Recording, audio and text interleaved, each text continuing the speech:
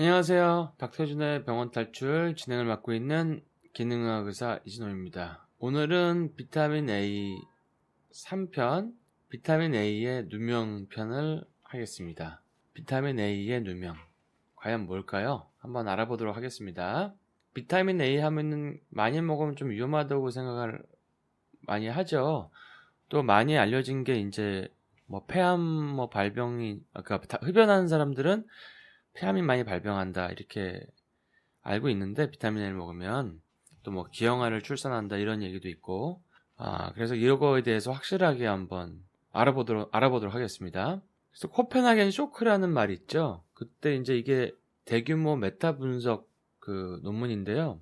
비타민을 섭취하면 사망률이 올라간다는 어떤 발표로 논란이 크게 된 거죠. 그래서 비타민을 반대하는 선생님들이 이걸 가지고 굉장히 그 근거로 삼아서 얘기를 하시는데, 그 안티비타민의 발판이 되어 근거로 활용되고 있죠. 근데 이거에 대해서도 한번 진짜 쇼크인지 한번 보겠습니다.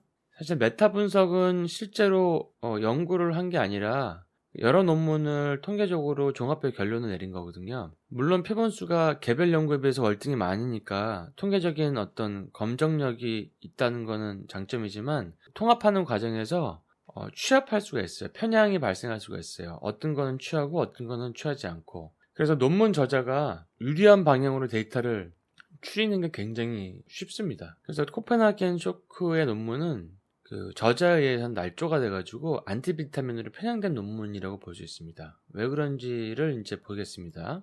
코펜하겐 쇼크 논문의 오류는 23만 명을 대상으로 3년 3개월에 걸쳐서 추적 조사를 했는데, 23만 명을 직접 실험한 것이 아니라 68건의 논문을 수집해서 메타 분석을 한 건데요. 자, 자료를 통합하다 보니까 비교군 설정이 다 제각기겠죠. 연령, 건강상태, 복용량, 투여 횟수 등이 제각각이니까 사실은 비교가 쉽지 않고 불가능한 건데, 불가능한 그 한계가 있었던 거죠. 그러니까 68건 23만 명의 평균 연령은 62세고 연령 분포는 18세에서 103세까지입니다. 그러니까 젊고 건강한 사람이 먹는 것과 비타민을 죽기 전에 먹는 거는 효과가 다른 거죠. 죽기 전에 먹는 거는 비타민과 상관없이 어떤 노안으로도 사망할 수 있는 거죠. 그 다음에 중요한 거는 68건의 논문 중에 그 취향에 맞지 않는 자료는 버리고 결과를 맞추기에 맞는 것만 사용했는데요. 이거는 이제 우리 콜레스테롤 누명에서도 그런 게 있었죠. 엔젤 키스라는 그 박사가 여러 가지의 논문 중에서 콜레스테롤이 높아지면 심혈관 질환이 증가한다는 몇몇 개의 나라의 그 통계만 모아가지고 해서 그 우리 인류가 굉장히 콜레스테롤의 공포 속에서 몇십 년을 이제 살게 됐는데요. 이 코펜하겐 쇼크의 논문도 21건의 논문은 그러니까 비타민을 먹으면 사망률을 낮추는 결과를 보여서 제외했습니다. 이게 말이 안 되는 거죠. 그걸 넣어야 되는데 제외를 한 거죠. 그러니까 이런 거는 사실은 신경을 이제 이런 거를 이렇게 했구나 이런 거를 이제 알게 되면은 이 논문에 대해서는 신경을 안 쓰는데, 보통 이제 뉴스에서는 이제 그게 아니라 코펜하겐 쇼크 또 논문만을 보고 단순하게 그 결과만 보는 이런 어떤 얘기를 들으면, 일반 사람들은 이거를 분석하기가 쉽지 않기 때문에 비타민을 먹으면 효과가 없구나 이런 얘기를 이제 그런 결론에 도달하고 그걸 믿게 되는 거죠. 그리고 어떤 비타민을 썼는지에 대한 그 보장이 없어요. 다 다를 거고요.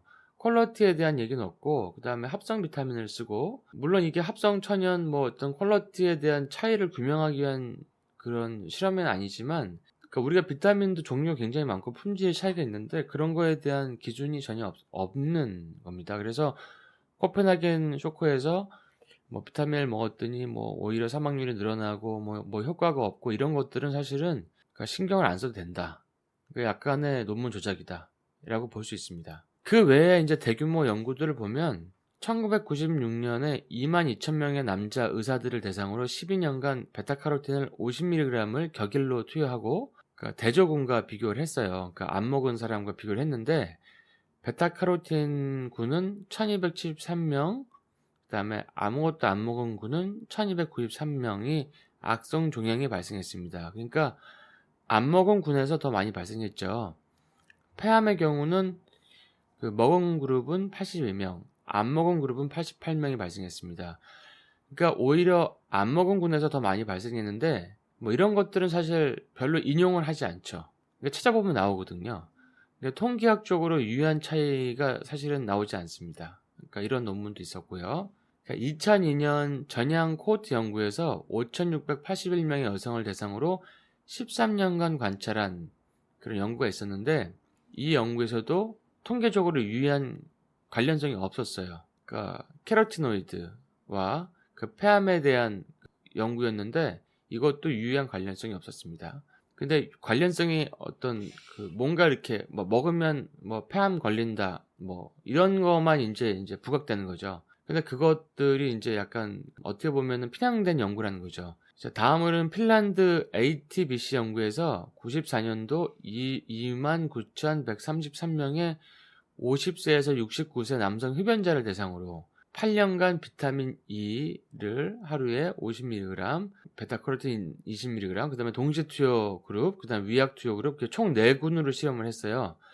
그래서 876명의 폐암 환자가 발생을 했는데, 베타카로틴 투여군이 베타카로틴 비투여군보다 폐암 발병률이 18% 높았다고 돼 있죠. 이게 이제 굉장히 이제 많이 인용이 되고, 뉴스에는 이제, 흡연군은 폐암 발병률이 베타카로틴을 먹으면은 18% 높다. 이렇게 나오는데, 사실은 베타카로틴과 비타민 A가 다른 거거든요. 전구체라고 하지만 사실은 전환율이 굉장히 낮기 때문에 좀 다른 거고요.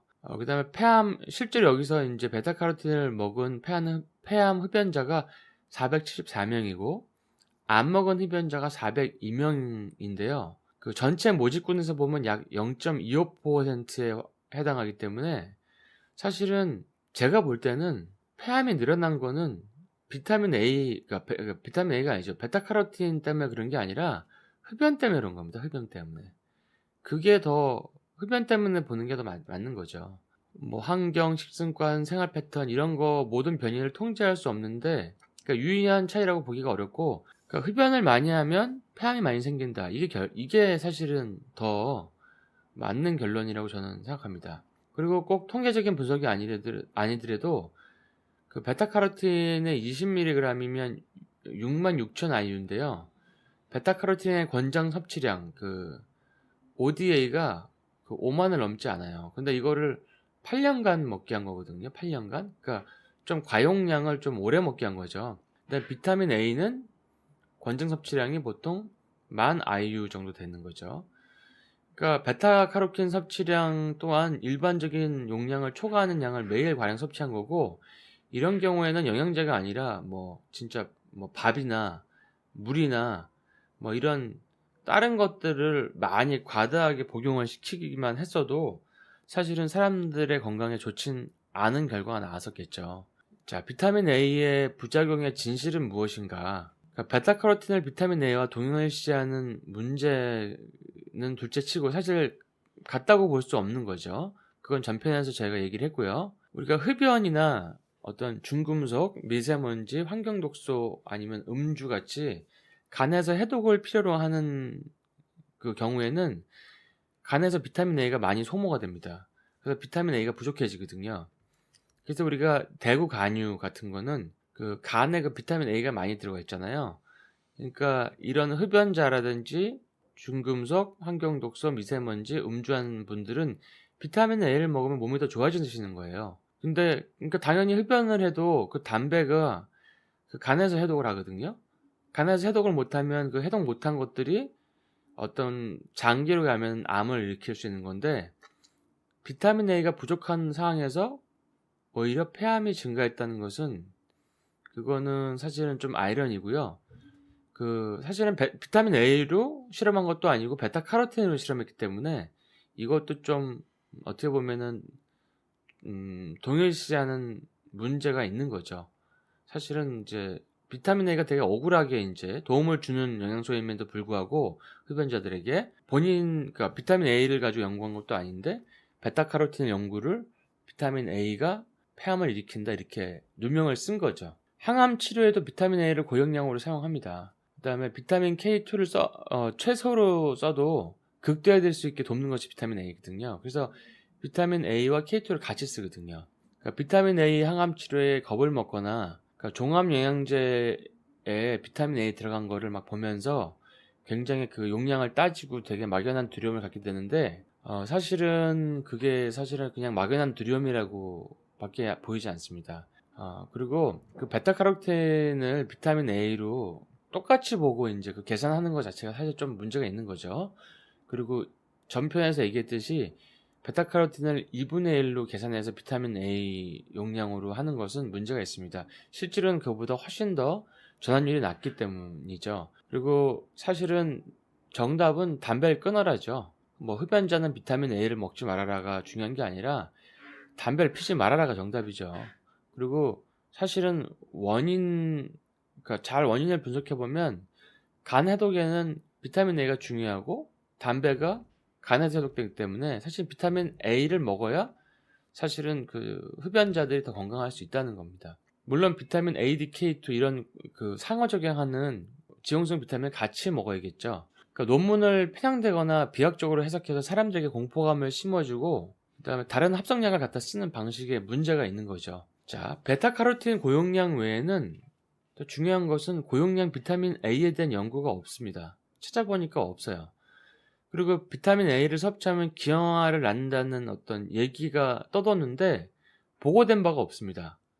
그러니까 이를 주장하는 몇 연구가 있는데요. 찾아보면 비타민 A와 기형 출산의 분명한 연관성을 밝히는데 실패하여서 검증된 적이 없습니다. 그래서 밑에 이제 참고 자료를 올렸습니다. 비타민 A의 독성으로 알려진 많은 증상들은 실제로는 너무 지나친 과용량의 비타민 A를 투여한 실험이거나 비타민 A를 도와주는 그 같이 작용하는 비타민 D나 K2 등의 부족이 있는 상황에서 A만 투여한 거죠. 그러니까 우리가 이제 활성산소를 잡아주는 항산화제 이런 것들도 여러 가지가 있는데 그게 같이 그 그룹으로 네트워크로 작용하거든요. 비타민 C, 뭐 코엔자임 Q10, 그다음에 뭐 무슨 N아세틸시스테인, 그다음에 뭐 이런 캐로티노이드 뭐 이런 것들이 다 같이 시스템으로 작용하는데 항산화제들이 하나만 가지고 실험을 해가지고 그 결론을 노출하는 건 사실은 상당히 좀 논문을 구성하고 스케치하는 데 문제가 있다고 볼 수 있는 거죠. 그러니까 결론적으로 비타민 A는 선천적인 기형을 유발하지 않고요. 기형을 유발하는 거는 비타민 A의 합성 유도체인 그 이소트레티노인, 이게 이제 우리 보통 로아큐탄이라고 알고 있죠. 여드름 처방약. 이것이 이제 기형아를 초래할 수 있는 거죠. 그래서 근데 이게 이제 비타민 A 유도체다 보니까 이것이 비타민 A가 기형아를 만든다고 오인된다는 거죠. 이건 마치 뭐랑 똑같냐면 우리가 뭐 합성 에스트로겐 약들, 뭐 갱년기에 쓰는 에스트로겐이나 피임 약들 같은 것들이 합성 에스트로겐인데 이런 걸 먹으면 유방암, 자궁암, 뭐 난소암 이런 것들이 증가하거든요. 혈전증 같은 것도 증가하고. 근데 우리가 천연 에스트로겐, 그러니까 뭐 대두에는 이소프라본, 석류, 그다음에 뭐 플렉시드 이런 데 있는 천연 에스트로겐, 뭐 클라리세이지 이런 데도 있죠. 이런 것들은 여성암을 증가시키지 않아요. 근데 이런 것들이 그 합성 에스트로겐들이 여성암을 증가시키다 보니까 이런 것들도 여성암을 증가시킨다고 오해를 받는 거랑 어떻게 보면 조금 맥락이 비슷할 수도 있죠. 그래서 여러 대단히 연구 결과 비타민 A가 포함된 영양제의 산정 공급은 기형의 위험성을 증가시키지 않고요. 사실 비타민 A는 임신, 정자 생성, 뭐 태아의 발육, 뭐 어떤 면역 이런 데 도움이 되는 영양소입니다. 그러니까 이런 것들에 대한 어떤 진짜 그 일부만 발췌해가지고 오도한 뉴스라든지 그런 어떤 방송에 잘못된 정보에 그 노출돼서 건강을 오히려 손상시키게 되면 안 되는 거죠. 그러니까 검증 없이 떠도는 정보가 굉장히 많거든요. 그러니까 요오드도 뭐 먹으면 갑상선 암을 증가시킨다 이런 게 나와 있는데 사실은 그렇지 않아요. 그러니까 수많은 임상으로 검증이 됐고 오히려 암을 줄이는 효과가 있고 그렇게 해서 많은 암 환자들을 줄이고 있고 그것은 정말 그 굉장히 오래되거든요. 막 그런 거랑 비슷한 거죠. 근데 이런 게 한번 돌기 시작하면 그 군중 심리로 형성된 미신적 선입견이 세상에 만연합니다. 그리고 한 기자가 뉴스를 내면은 딴 데서 그걸 복사해서 또 내고 이런 것들이 굉장히 많은 거죠. 그러니까 제가 볼 때는 비타민 A의 섭취 과잉보다는 비타민 A의 섭취 부족과 관련된 위험성이 더 크고요. 혈액 검사해 보면 비타민 A의 섭취 부족이 보통 인구의 한 60% 정도 나옵니다. 60%.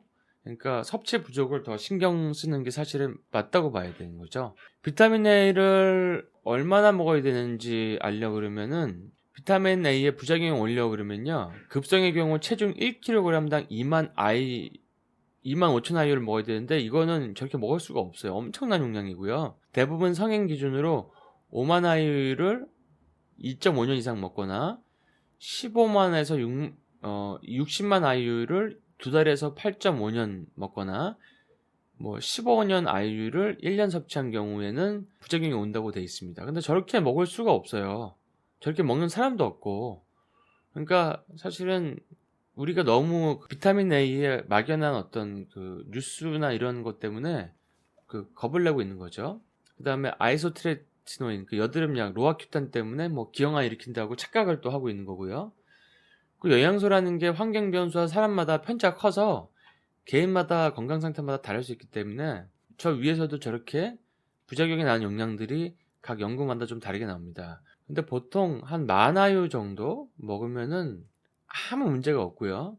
그 다음에 몸이 좀 많이 안 좋거나 눈이 많이 침침하거나 면역이 많이 떨어져 있거나 암 환자이거나 아니면 피부 질환이 심하거나 이런 분들은 한 25,000 IU 뭐 이렇게 드셔도 이렇게 드시면 이제 오히려 증상이 더 빨리 가라앉는 거죠. 임산부들을 위해서 비타민 A 섭취 가이드는 뭐 한 만 IU 정도 하면은 진짜 너무나 안전한 거고 그 비타민 A 자체가 기형과 연관이 없어요. 기형과 연관이 있는 거는 로아큐탄 같은 그 합성 비타민 A고요. 하지만 우리가 안전하게 하려고 임산부를 대상으로 한 실험은 할 수 없기 때문에 그 만아유 정도를 먹으라고 이제 보통 추천을 하고요. 보통 비타민 A를 검사했는데 부족하다. 그러면 이제 한 25,000 IU까지를 섭취를 해라 이렇게 얘기하고 태아의 위험은 없습니다. 그러니까 태아의 발육과 어떤 면역과 뭐 이런 자궁의 건강, 자궁 점막의 건강 이런 게 비타민 A가 중요하기 때문에 결핍되지 않게 잘 챙겨 먹어야 합니다. 임산부와 성장하는 태아들은 지용성 비타민들이 많이 필요해요. 그래서 비타민 A뿐만 아니라 비타민 D, 비타민 K2, 또 비타민 E 이런 걸 같이 먹어서 균형을 맞추는 것이 굉장히 중요하고 그것이 건강에 중요합니다. 자, 지용성 비타민들의 미묘한 관계가 있어요. 비타민 A는 그 체내의 비타민 K2의 요구를 조절하는 역할을 해요. 그래서 이거를 이제 이해하지 못하는 사람들에 의해서 부당한 대우를 받아왔는데 비타민 A는 비타민 K2를 아껴 쓰게 만들어주죠. 그다음에 비타민 D는 그 오스테오칼신이나 MGP 단백질이나 K2 의존 단백질 등의 생성을 촉진시켜 줌으로 인해서 신체의 비타민 K2 요구량을 증가시켜서 비타민 K2의 이런 효과를 얻을 수 있게 합니다. 그러니까 비타민 D도 비타민 K2를 도와서 이런 효과를 얻을 수 있게 해주는 거고요. 비타민 D 자체로도 굉장히 중요한 내분비 역할을 하는 오스테오칼신을 생성을 시키지만 비타민 A와 D는 상호 협조적으로 함께 사용했을 때 오스테오칼신의 생성을 더 증가시킵니다. 그러니까 뼈에 들어있는 미스테리한 물질 오스테오칼신편을 참조하시면 됩니다. 오스테오칼신은 우리의 뭐 우울증, 뭐 치매, 무슨 정자 생산, 뭐 여러 가지 그 당뇨 조절, 혈압 조절, 뭐 이런 여러 가지에 굉장히 중요한 물질이고 뼈에 있지만 내분비 기관이라고 볼 수가 있는 거죠. 그거의 핵심 물질이고요. 비타민 A는 그 비타민 K2의 소모를 아끼는 역할을 하고 K2가 부족할 때 비타민 A가 K2 부족한 거를 되게 막아주는 역할을 합니다. 그러니까 도와주는 거죠. K2를 도와주는 게 비타민 A입니다. 그래서 비타민 D랑 K2만 들어가 있는 영양제보다는 비타민 A, D, K2가 같이 들어가 있는 영양소가 더 좋은 겁니다. 그래서 비타민 A, D, K는 결국 균형의 문제인데 D는 칼슘 흡수를 돕고 K2는 뼈나 치아로 이동을 시켜주고 흡수된 칼슘을 그 다음에 연조직에서 칼슘을 빼내죠. K2가. 그래서 K2는 그 석회를 빼내는, 칼슘을 빼내는 역할을 하고, 비타민 A는 그 칼슘을 인도해서 체외로 배출하는 것을 합니다. 이게 이제 칼슘 사이클입니다. 그래서 이렇게 비타민 A랑 D랑 K는 서로의 미묘한 도움을 주기 때문에 하나만 가지고 실험하는 것은 좀 이치에 맞지 않고 좀 이해가 부족한 어떤 논문 어떤 구상이라고 해야 되나? 그렇게 얘기할 수 있습니다.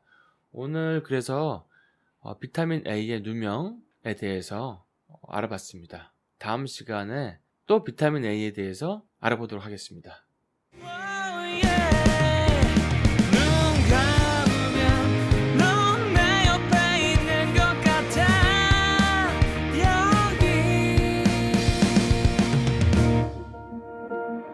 커플 티셔츠 커플 반지 세상 끝에서도 우린 연인 무작정